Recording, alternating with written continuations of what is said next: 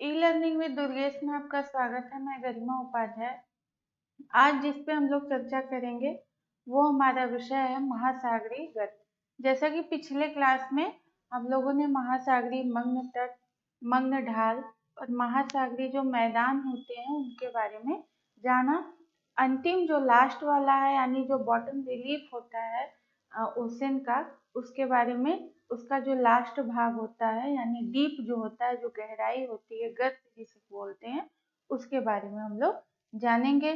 चलिए इसको देख लेते हैं। सॉरी।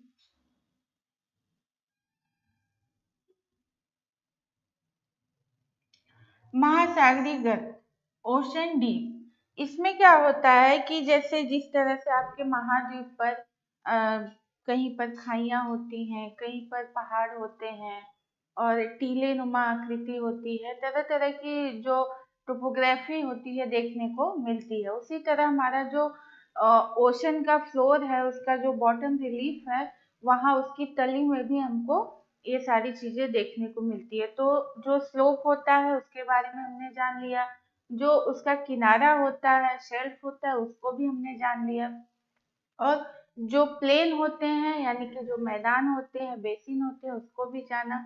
अब जो अंतिम है वो है गर्त।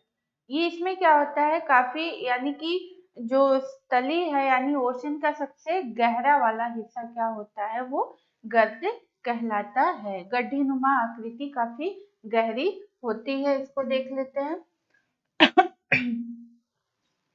महासागरों के सबसे गहरे भाग होते हैं, ढाल इनके एकदम खड़े होते हैं, तीव्र होते हैं।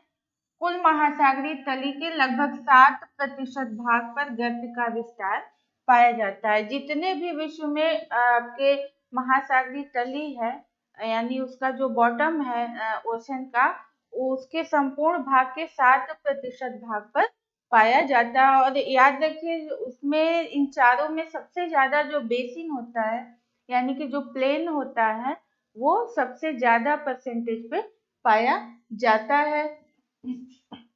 महासागरों में कुल 57 गर्तों का पता लगाया गया है, जिसमें से आपके 32 ओशन पैसिफिक ओशन में है यानी कि 32 गर्त जो है प्रशांत महासागर में है, 19 अटलांटिक महासागर में और 6 आपके हिंद महासागर में जो गर्त है उनका पता लगाया गया है।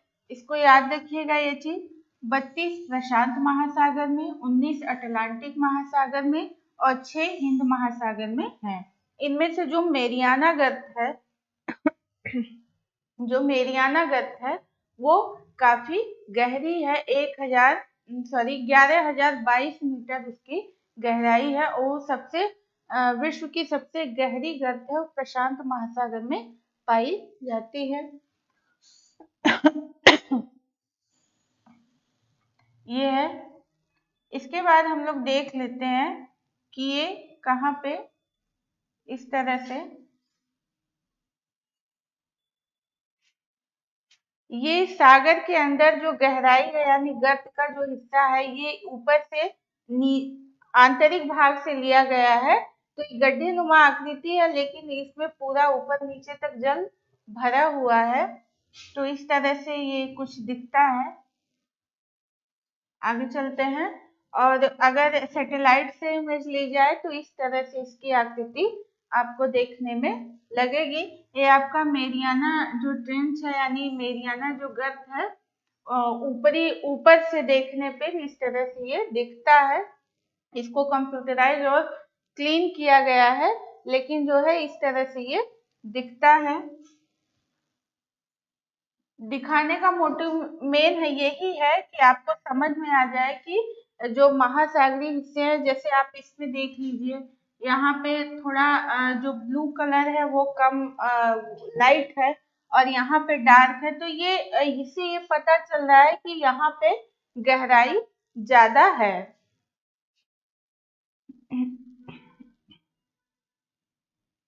आगे चलते हैं। इसके बाद है जो मेरियाना गर्त है, यानी हम इसको बार बार आपको इसलिए बता रहे हैं क्योंकि ये विश्व की सबसे गहरी जो है गर्त है और इसकी गहराई 11,022 मीटर है। इसलिए कह रहे हैं क्योंकि ये एग्जाम में आपके कोई भी एग्जाम हो, कंपटीशन के जीएस टाइप जो एग्जाम होते हैं उसमें ये जरूर पूछा जाता है। और जो सामान्य अध्ययन के जो बुक्स है उसमें भी आपको ये चीजें ये पढ़ने को मिलेगा, इसलिए इसको याद रखिएगा। ये मेरियाना ट्रेंच, मेरियाना खाई है और फिलीपींस के पूरब में कुछ दूरी पे ये अवस्थित है, इसका लोकेशन वहां पे है। और इसकी जो गहराई है वो है 11,022 मीटर। ठीक है, ये गहराई आप लोग याद रखिएगा, ये बहुत इम्पोर्टेंट है।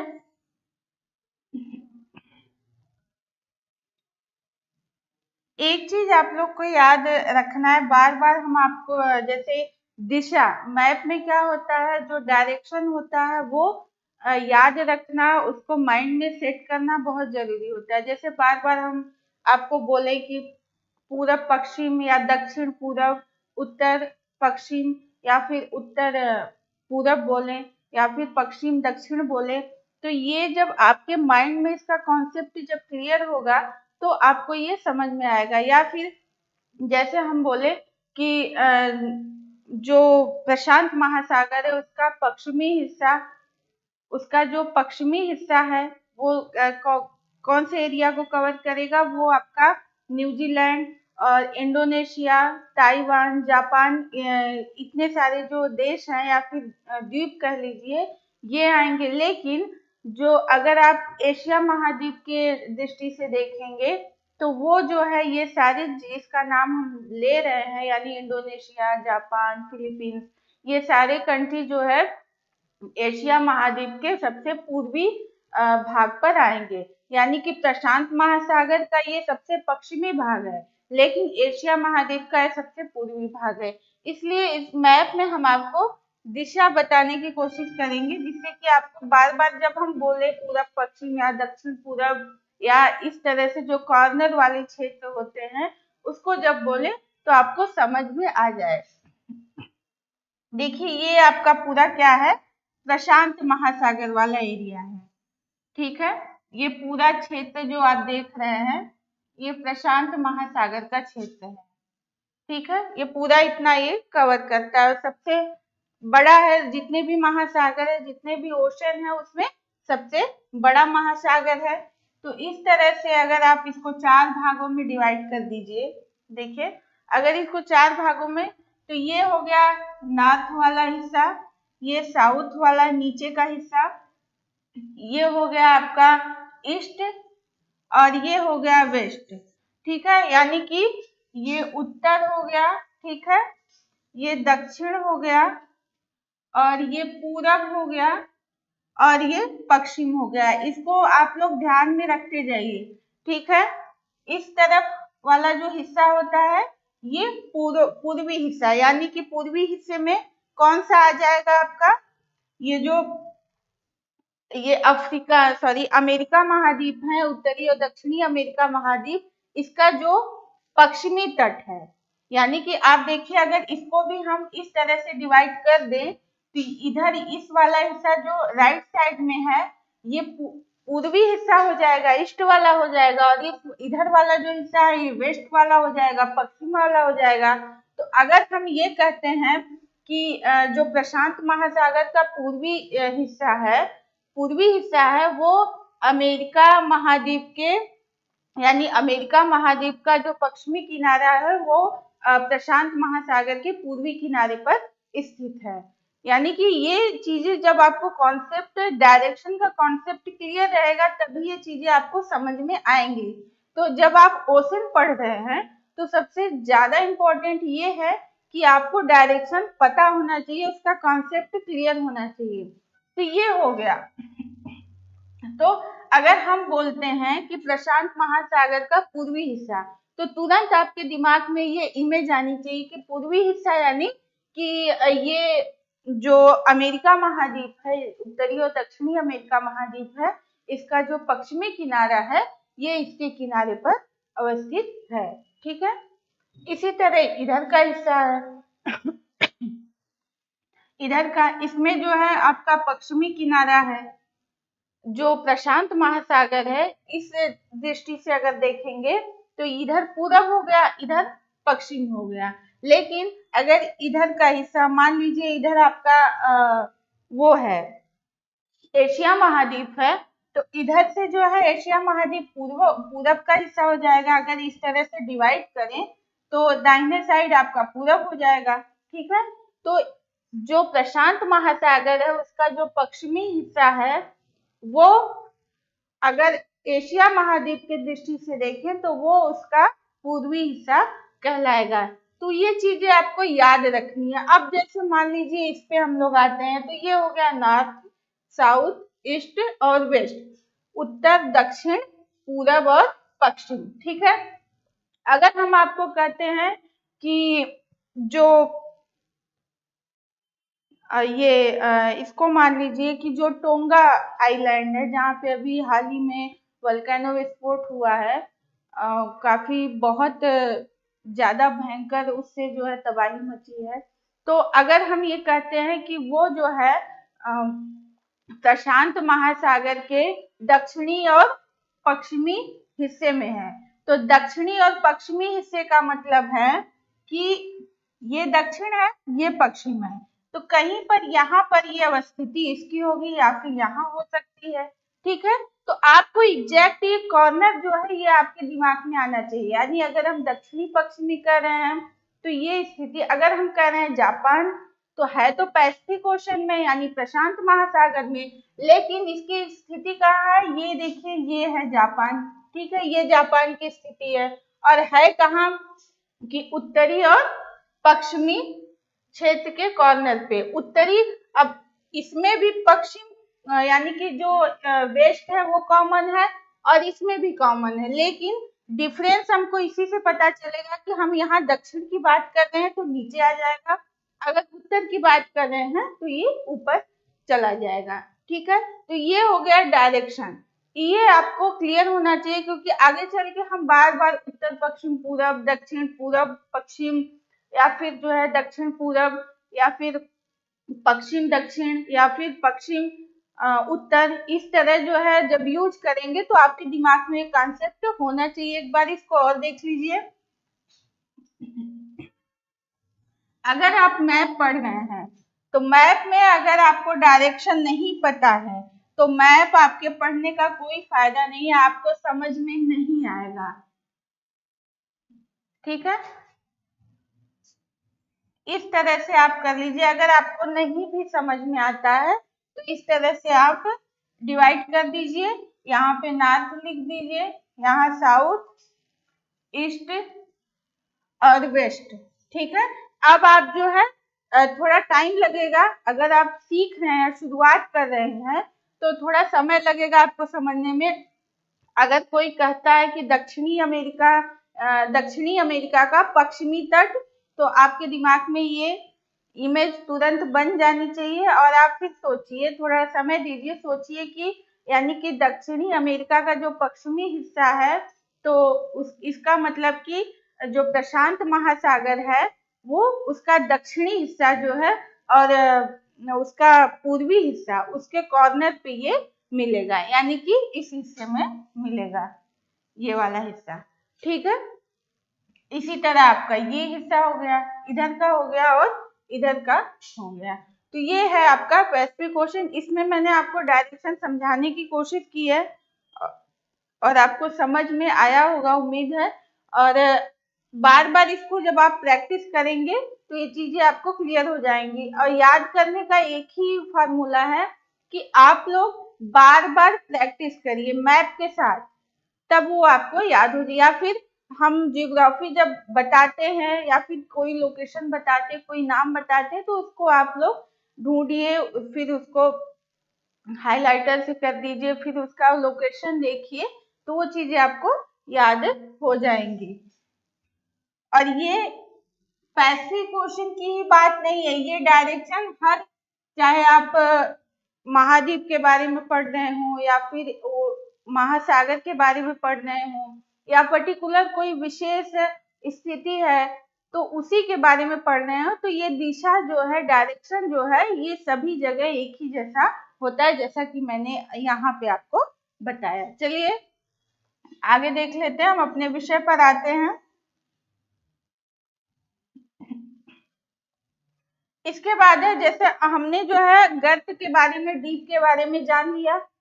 अब जो मग्न तट है, मग्न ढाल है, और जो तली है यानी जो महासागरीय मैदान है, और जो गर्त है, उसके बारे में हमने जान लिया। अब इसके बाद हम एक एक करके जो महासागर है यानी 3 प्रमुख हैं, है तो 4 लेकिन मुख्यतः 3 बहुत ही ज्यादा इम्पोर्टेंट है, तो उनका जो कितना क्षेत्रफल पर है वो, उसमें उसका जो बॉटम रिलीफ है यानी महासागरीय तली में जो क्षेत्र है उसका कहाँ पे ऊंचा है, कहाँ पे नीचा है, इन सारी चीजों को हम लोग जानेंगे। कौन सा बड़ा है, कौन सा छोटा है, इसके बारे में जानेंगे। तो सबसे पहले हम लोग आते हैं अपना प्रशांत महासागर से। प्रशांत महासागर का नीतल उच्चावच यानी bottom relief of Pacific ocean, ठीक है। इसमें क्या है, यह महासागर पृथ्वी के 1/3 क्षेत्रफल पर पश्चिम से पूरब 16,000 किलोमीटर की चौड़ाई में फैला हुआ है। 16,000 किलोमीटर हम आपको मैप में बता देते हैं। जैसे पश्चिम से पूरब, अब आपके दिमाग में ये आना चाहिए, पश्चिम से पूरब हम कह रहे हैं यानी इधर, ये आपका पश्चिम हो गया और ये पूर्वी हिस्सा हो गया। आप एटलस लिए हो तो उसमें देख सकते हैं पश्चिम से पूरब, इसकी चौड़ाई कितनी हो गई आपकी, 16,000 किलोमीटर, ठीक है। आगे चलते हैं। लंबाई इसकी 14,880 यानी कि उत्तर से दक्षिण, इस तरह से आप एक सीधी लाइन खींच देंगे तो ये उत्तर, ऊपर वाला हिस्सा, और नीचे वाला दक्षिण। कितना है इसकी लंबाई, 14,880 किलोमीटर। उत्तर में बेरिंग सागर से दक्षिण में अंटार्कटिका तक, यानी कि आपको हम मैप में ही दिखा देते हैं बेरिंग सागर, ठीक है। इसमें क्लियर नहीं हो रहा, आगे चल के हम आपको जो सी है उसके बारे में बता, लेकिन एग्जैक्ट जो लोकेशन है यहाँ पे हम आपको बता दे रहे हैं। यहाँ पे बेरिंग सागर है, यहाँ से शुरू होता है और नीचे वाले हिस्से में अंटार्कटिका जो महाद्वीप है वहां तक या उसके किनारे तक ये पाया जाता है। इसका क्षेत्रफल वहां तक है, 14,880 किलोमीटर इसकी लंबाई है, ठीक है।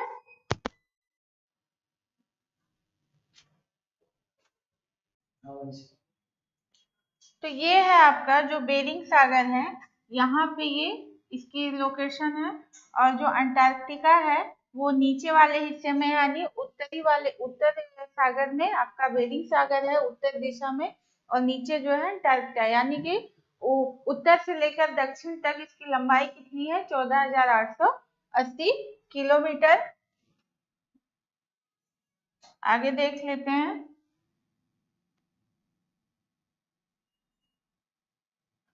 तो ये हो गया इसका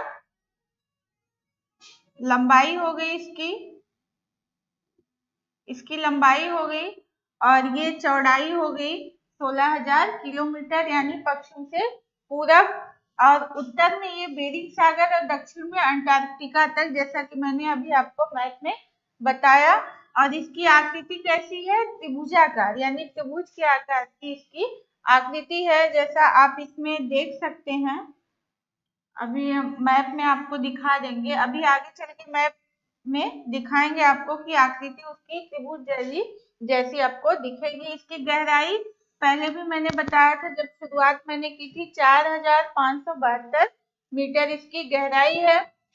प्रशांत महासागर में छोटे बड़े मिलाकर लगभग 20,000 द्वीप पाए जाते हैं, यानी कि जितने भी महासागर हैं सबसे ज्यादा आइलैंड कहाँ पे पाए जाते हैं, प्रशांत महासागर में। और प्रशांत महासागर का जो पश्चिमी हिस्सा है, अब आप माइंड में अपने जो मैंने लोकेशन बताया उसको याद करिए। मैंने 4 कॉर्नर में इसको डिवाइड करके आपको बताया था कि जो पश्चिमी हिस्सा है उसमें जो है आपका जो आइलैंड है, जो द्वीप है, वो सबसे ज्यादा होते हैं। और वैसे भी प्रशांत महासागर में जो द्वीप है वो सबसे ज्यादा हैं। तो 20,000 द्वीप हैं और पश्चिमी तट पर द्वीपों की संख्या अधिक है पूर्वी तट की अपेक्षा, यानी कि पूर्वी तट पर जो द्वीप हैं वो कम है, यानी उनकी संख्या कम है, और जो पश्चिमी तट पर हैं उनकी संख्या ज्यादा है। ठीक है, आगे चलते हैं। तो ये हो गया पैसिफिक ओशन के बारे में।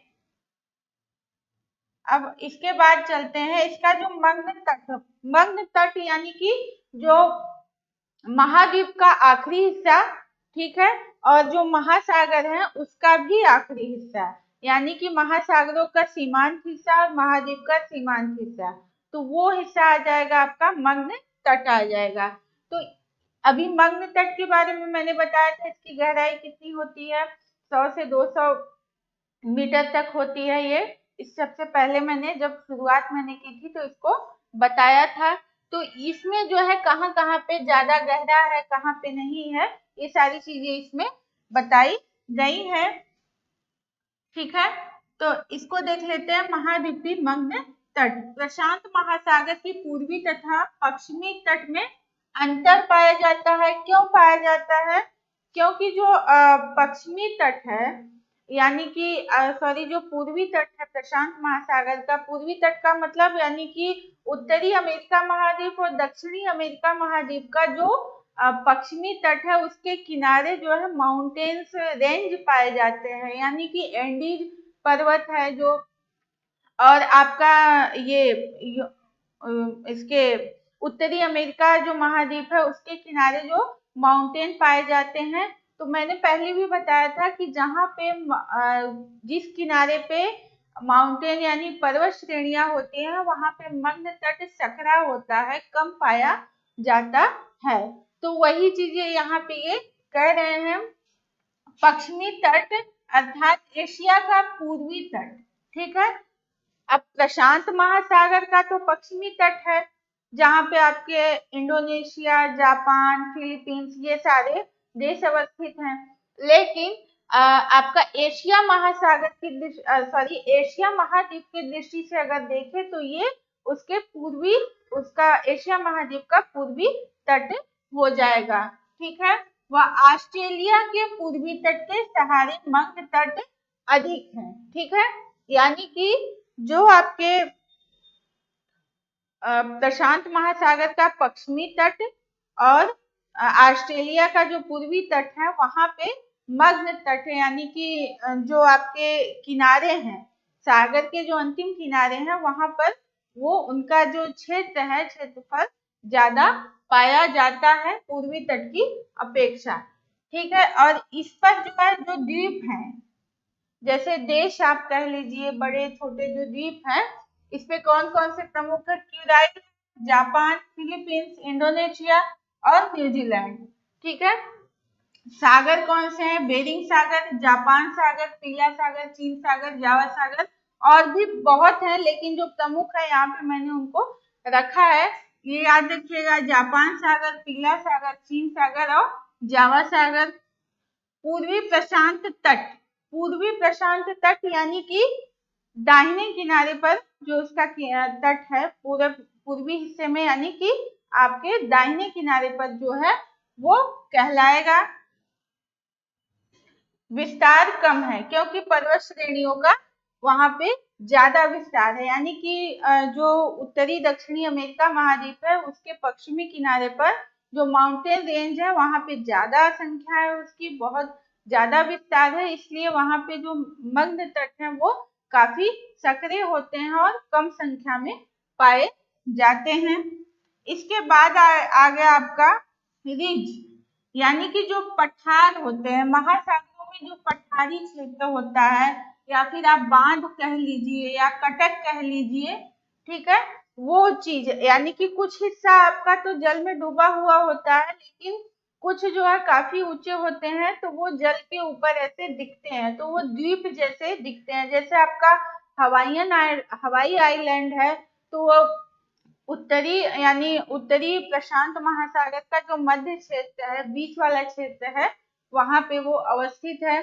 तो वो क्या है, वो एक कटक यानी रिज पर ही अवस्थित है, यानी कि उसका काफी हिस्सा नीचे जल में डूबा हुआ है और जो ऊपरी हिस्सा है वो ऊपर निकला हुआ है वो आइलैंड की तरह दिखता है। तो इस तरह से जो है प्रशांत महासागर में ज्यादा तो नहीं है, लेकिन 3-4 प्रमुख है, तो उसको मैंने यहाँ पे रखा है।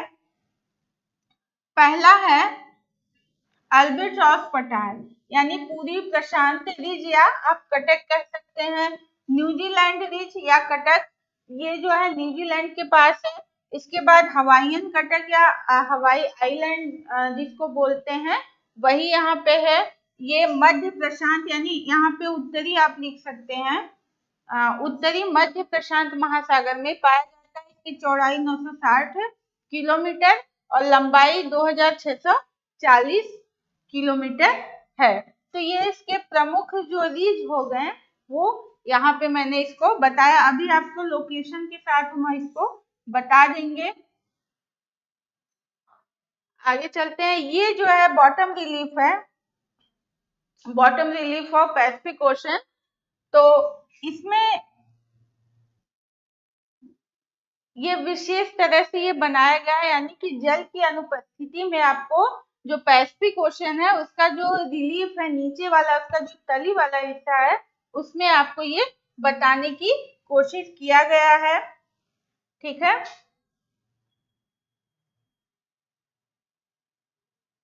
ये पूरा हिस्सा जो है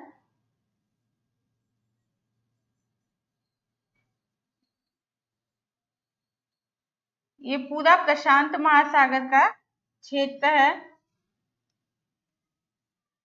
और आप देख सकते हैं इसमें आपको इस वाले हिस्से में अगर इसको इतने भाग में डिवाइड कर दिया जाए, यानी उत्तर, दक्षिण, पूरब और पश्चिम, तो इसमें जो है ये जो इधर वाला हिस्सा है, यानी पश्चिम वाला जो हिस्सा है, ये वाला, यहाँ पे उबड़ खाबड़ क्षेत्र यानी ऊंचे नीचे क्षेत्र आपको ज्यादा देखने को मिलेंगे, यानी कि इसके पश्चिमी हिस्से में आपके आइलैंड काफी ज्यादा है। आपका जापान यही इसी हिस्से में अवस्थित है। इसके बाद ताइवान है, फिलीपींस है, इंडोनेशिया है, ये सारे, और यहाँ पे न्यूजीलैंड है, ये सारे जो है इसी हिस्से में है। इस हिस्से में भी है आइलैंड, लेकिन यहाँ पे कम है। ठीक है, चलिए आगे देखते हैं।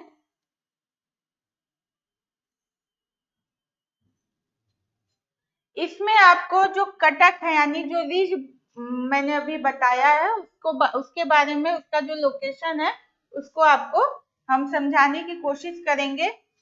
इसमें देखिए ये एटलस से लिया गया है। आप अगर एटलस लिए होंगे ऑक्सफोर्ड का, तो उसमें ये मैप आपको दिखेगा।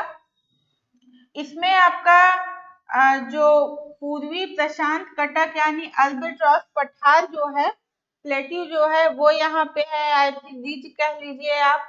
इसके बाद है न्यूजीलैंड पठार, यहाँ पे आपको दिखेगा। इसके बाद है हवाईयन कटक, ये वाला हिस्सा जो यहाँ पे है ये दिखेगा।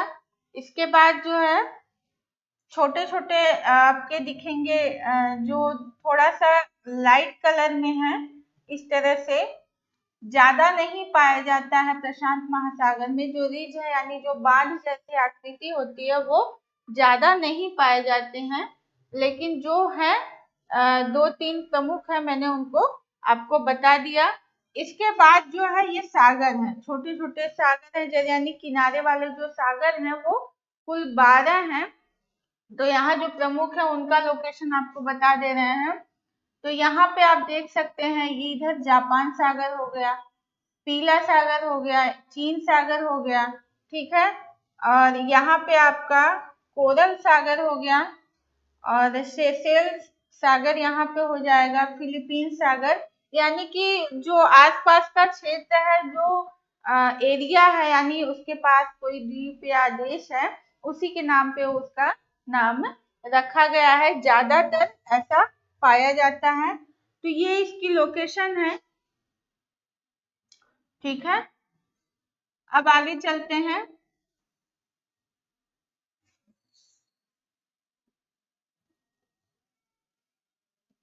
इसमें जो गर्त होते हैं, यानी जो महासागरीय गर्त है, जिसके बारे में मैंने बताया जो है, तो एक एक करके जिस ओशन के बारे में हम लोग पढ़ेंगे उसमें जो जितने भी गर्त पाए जाते हैं और जो प्रमुख प्रमुख हैं, मेन हैं, जो कि एग्जाम की दृष्टि से पूछे जा सकते हैं, उसको मैंने इसमें रखा है। तो सबसे पहले देख लेते हैं उसको, यानी ये किसके हैं? प्रशांत महासागर के। ये सारी गर्तें कहाँ पे पाई जाती हैं? प्रशांत महासागर में। प्रशांत महासागर, ठीक है। ये सारी गर्तें प्रशांत महासागर में पाई जाती हैं और जो प्रमुख है मैंने उनको यहाँ पे रखा है। पहला है, गहराई दी हुई है, फिर स्थिति है मेरियाना। जैसा कि मैंने आपको बताया, मेरियाना गर्त फिलीपींस के पूरब में कुछ दूरी पर, पूर्वी हिस्से में कुछ दूरी पर अवस्थित है। इसकी जो गहराई है 11,022 मीटर है और उत्तरी प्रशांत महासागर में ये अवस्थित है। इसके बाद टोंगा, टोंगा आइलैंड, यहाँ पे ये है 10,882। टोंगा एक आइलैंड भी है, एक वल्केनो भी है और एक गर्त भी है। और जो द्वीप है उसी के आसपास ये सभी पाए जाते हैं, वहीं पे पाए जाते हैं, इसलिए सारे नाम जो है उसके जो द्वीप है उसी के नाम पे रखा गया है। तो टोंगा जो आपका गर्त है वो आपका यानी जो ट्रेंच है वो 10,882 मीटर है। मध्य क्षेत्र है, दक्षिणी और पश्चिमी। याद करिए कि मैंने जिस तरह आपको ये बताया था, दक्षिणी और पश्चिमी, ठीक है। इस कॉर्नर में आपको मिलेगा, ठीक है। इस कॉर्नर में आपको ये जो टोंगा आइलैंड है यहाँ पे इसकी लोकेशन है, ये आपको मिलेगा, या फिर जो गर्त है वो वहां पे मिलेगा। दक्षिणी और पश्चिमी इसी बीच आपको ये मिलेगा। एटलस में आप इसको ढूंढ सकते हैं। तो ये हो गया आपका मध्य दक्षिणी महासागर। इसके बाद क्यूराइल है। क्यूराइल ये जो है सखालिन द्वीप है एक, यानी कि आपका उत्तरी और पश्चिमी क्षेत्र, यानी कि ये नॉर्थ हो गया, साउथ, ठीक है, ईस्ट, वेस्ट। तो इस वाले हिस्से में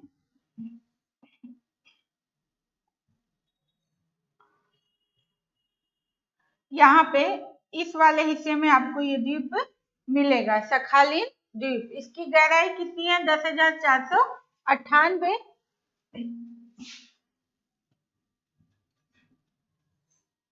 इसके बाद है आपका फिलीपींस। फिलीपींस के पूरब में जो गर्त है इसी देश के नाम पे पड़ा है, इसका नाम 10,475 मीटर इसकी गहराई है और जो द्वीप है यानी फिलीपींस जो आइलैंड है उसके पूरब में ये पाया जाता है। एलुसियन आइलैंड या फिर गर्त कह लें, ये जो आइलैंड है उसी के नाम पे इसका नाम है एलुसियन गर्त। 7,679 ये है एलुसियन द्वीप समूह के पश्चिम में ये पाया जाता है। ये इसकी लोकेशन आप मैप में जो इसकी लोकेशन है हम मैप में देख लेते हैं।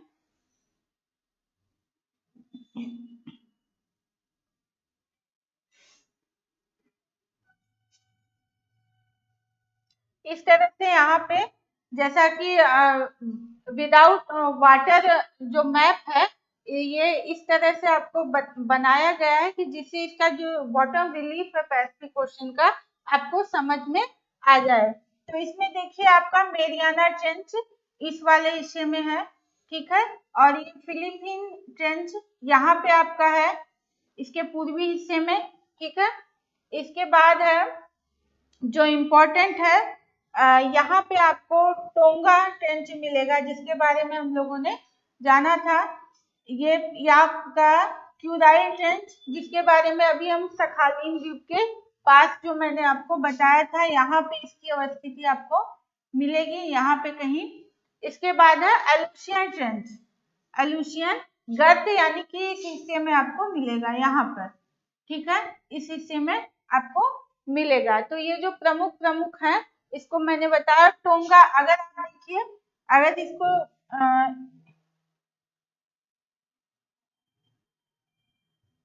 अगर इसको भागों में डिवाइड कर दीजिए, ठीक है, डिवाइड कर दीजिए और नॉर्थ हो गया, साउथ, ईस्ट और वेस्ट हो गया, तो ये जो टोंगा वाला हिस्सा है ये इसमें आएगा। ये देखिए, ये दक्षिण और पश्चिम वाले हिस्से में आएगा। आपका क्यूराइल जो है, क्यूराइल टेंच आएगा, ये उत्तर और पश्चिम वाले हिस्से में आएगा, ठीक है।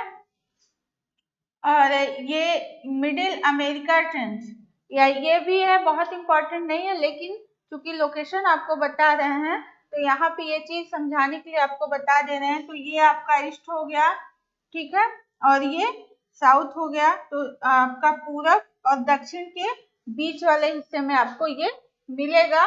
और ये है आपका ये वाला उत्तर और पूरब वाला हिस्सा हो गया, ठीक है। और ये टोंगा, टोंगा जो है इस समय काफी चर्चा में है, इस वजह से क्योंकि यहाँ पे मैंने बताया था टोंगा आइलैंड भी है, टोंगा ट्रेंच भी है, और टोंगा एक वल्केनो भी है। तो टोंगा जो वल्केनो है उसमें बहुत ही ज्यादा विस्फोट हुआ है, उसकी वजह से सुनामी आई है, और वो सुनामी, उसमें जो लहरें हैं वो 15 मीटर से ज्यादा ऊंची थी। कितनी? 15 मीटर से ज्यादा ऊंची लहरें थी। और ये इतना छोटा सा द्वीप है कि इतना ज्यादा इसमें जब सुनामी से तबाही हो गई तो यहाँ पर जो सुविधाएं पहुंचाने अन्य देश से, इसका जो कनेक्शन है वो ज्यादा जुड़ा नहीं रहा, वो टूट गया। तो यहाँ पे सुविधाएं पहुंचाना बहुत ही मुश्किल हो गया था और काफी भयंकर तबाही यहाँ पे आई थी। तो इस वजह से, और ये बहुत छोटा है, इसका जो क्षेत्रफल है वो 748.5 किलोमीटर स्क्वायर है। टोंगा का टोंगा का टोंगा जो द्वीप है, इसका जो क्षेत्रफल है वो 748.5 किलोमीटर स्क्वायर है, ठीक है। आप सोच सकते हैं कि कितना छोटा एरिया है। अगर यहाँ पे 15 मीटर ऊंची सुनामी लहरें आती हैं तो सोचिए कितनी यहाँ पे तबाही मची होगी, ठीक है। तो इस तरह से आपके वल्केनो आते रहते हैं, और ये अनुमान लगाया जाता है कि 21वीं सदी का, यानी कि 2021 का जो है, ये सबसे भयंकर ज्वालामुखी विस्फोट है जिसकी वजह से सुनामी आई है। तो ये हो गया आपका बताने का, मेरा मेन उद्देश्य यही था कि करंट के भी दृष्टि से ये काफी महत्वपूर्ण है, और ये लोकेशन भी आप लोग जान जाइए, काफी छोटा इसका क्षेत्र है, यानी कि भारत में जो गोवा सिक्किम छोटा राज्य है उससे भी कम इसका क्षेत्रफल है। अब आप अंदाजा लगा सकते हैं कि यहाँ पे अगर 15 मीटर ऊंची सुनामी लहरें आती हैं तो फिर क्या स्थिति वहां की होगी। तो ये है कुछ जिसको मैंने आपको समझाने की कोशिश की है मैप के द्वारा। तो ये है हो गया आपका पैसिफिक ओशन के बारे में, उसमें जो उसका बॉटम रिलीफ है, किस हिस्से में आइलैंड ज्यादा है, किस हिस्से में कम है, कहाँ पे मध्य तट ज्यादा गहरा है, कहाँ पे कम है, कहाँ पे ज्यादा उसका हिस्सा है, कहाँ पे कम है, और जो सागर है, बेरिंग सागर, उत्तर दक्षिण, सारी चीजें मैंने आपको बताई। तो अब नेक्स्ट क्लास में इसी क्रम में हम लोग जो अटलांटिक ओशन है उसके बारे में जानेंगे। तो आज के लिए इतना ही, थैंक यू।